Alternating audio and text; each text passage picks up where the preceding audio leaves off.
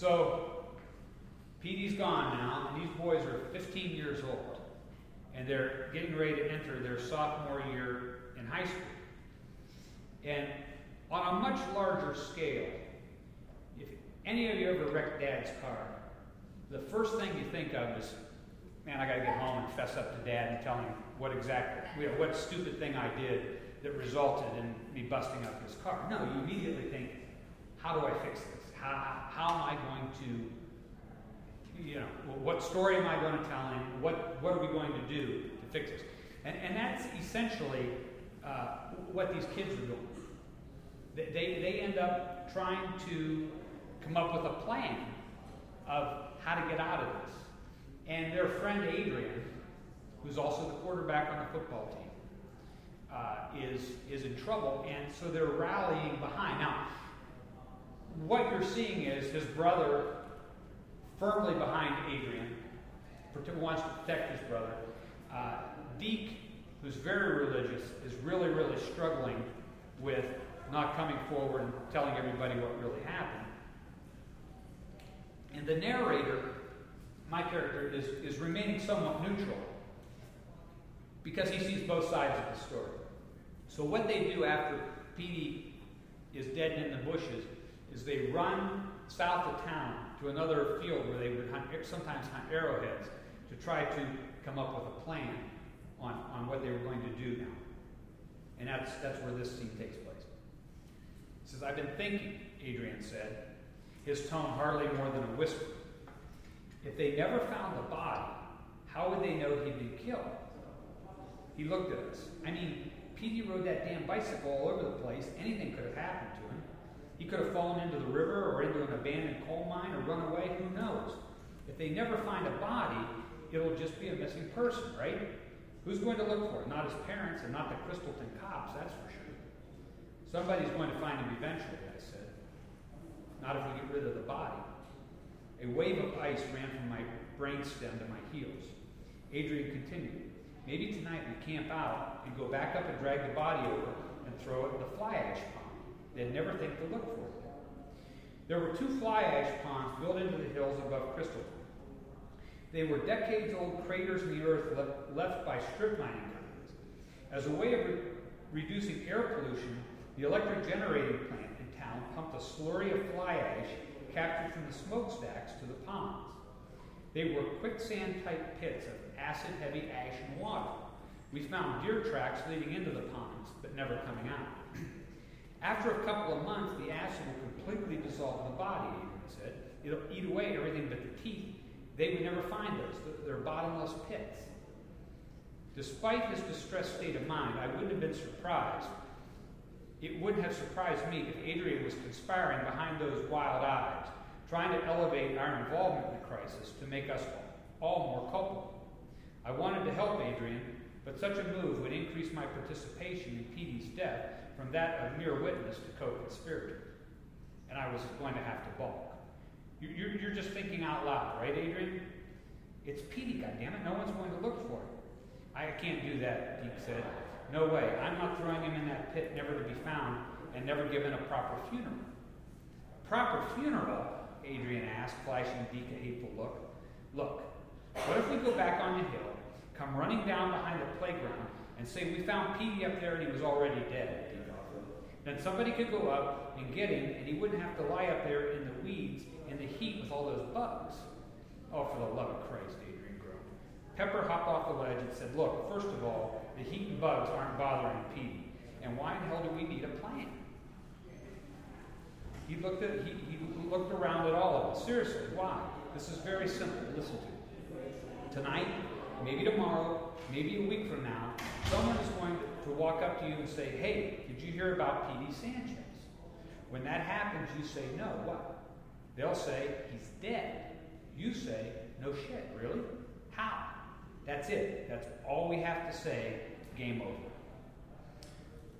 So now they've made the commitment. They've committed to keeping this quiet. And what happened, even though at one point, a guy named, we called him One-Eyed Jack Vukovic, who is Deke's uncle, goes to prison for the murder. And they don't say anything. The boys don't say anything. Now, when they're out of high school, all start to go their own way. But the narrator, he always thinks about a high school career day where a guy, an officer from Ohio BCI out in London, Bureau of Criminal Investigation, came in and said, if you're going to solve a murder, you better have it solved in the first 48 hours.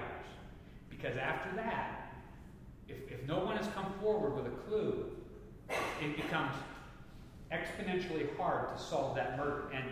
And Hutch, the character, he thinks about this the whole rest of the book, trying to distance himself. So he, even though this guy gets wrongfully convicted, they don't say much, he goes away. 30 years later, he's the prosecutor in Summit County, and he comes back, and there's a gentleman waiting on him in the lobby. And he asks his receptionist, anything going on that I need to know about?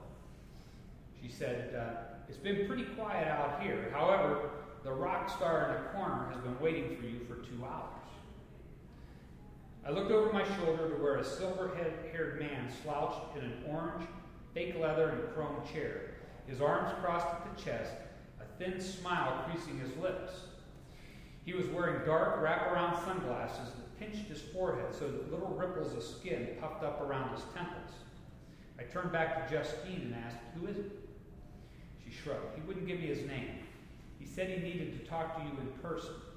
I asked what it was in regard to, and he said it was very important. Something about helping you win the election. He's been sitting over there with that stupid-ass smirk on his face. He gives me the creeps. The man had a greasy, unwashed look to him and a yellow tinge to his skin, like a longtime smoker or someone losing a battle to a cirrhotic liver. His hair was dingy, gunmetal gray, heavy with gel, and combed neatly off his face. While his face and hair appeared to need a good scrubbing, he was neatly attired, his khakis and blue dress shirt cleaned and pressed, his brown dress shoes buffed and shiny. He smelled heavily of tobacco and cheap aftershave. His smile revealed dull graying teeth and the smug look of a poker player holding a royal flush in a winner-take-all pot. I walked up to him and asked, are you waiting to see me? I am at that. I extended my hand and said, Hutchinson Van Buren. In a condescending tone, he said, why, I know who you are, Mr. Van Buren. Everyone knows the button man. Why, I feel as though I'm in the presence of greatness. He made no effort to extend his hand, and I could feel a wave of heat racing up around my neck. I withdrew my hand. Is there something I can help you with? I asked. Not at all. No, not at all. He nodded toward Justine. You heard the lady at the desk, the one I give the creeps. I'm here to help you. I'm going to help you win the election. In fact, what I have to say is critical to your campaign. Really? How's that, seeing I'm already up 18 points in the polls? He smiled. The polls are just opinions of the electorate, Mr. Van Buren. And as we all know, they can be fickle animals. The momentum of an election can change quickly. Maybe we should go back to your office and talk in private. Whatever it is you have to say, why don't you just tell me here? I have a full schedule the rest of the afternoon. The playful smile turned evil. Oh, I think you'll be able to carve out a little time for me, Mr. Van Buren. Slowly, he took off his sunglasses. His eyes were tired and yellow, and the right pupil was lying dead in the corner of the socket, staring at his shoes. Tens of thousands of frozen needles peppered my skin. The heat raced up from my neck, engulfing my ears and forehead. Is it all coming back to you now, prosecutor? You're Jack Vukovich. I can excuse you for not recognizing me at first. I've changed quite a bit since you last saw me, but 30 years in a penitentiary will age a man before his time. What is it that I can do for you, Mr. Vukovich? See, we're still having a communications problem. It's not what you can do for me. I'm here to help you. I don't see how that's possible. Oh, but it is. You see, I'm not blind in both eyes. He pointed to the left. I see real good out of this one. And I saw some things up on Chestnut Ridge 33 years ago that a smart man running for Attorney General might want to discuss. I choked down the tennis ball that was lodged in my throat. I was struggling not to look panicked, but felt I was failing. somewhere. I can't imagine that, but I'll hear you out. Come on back.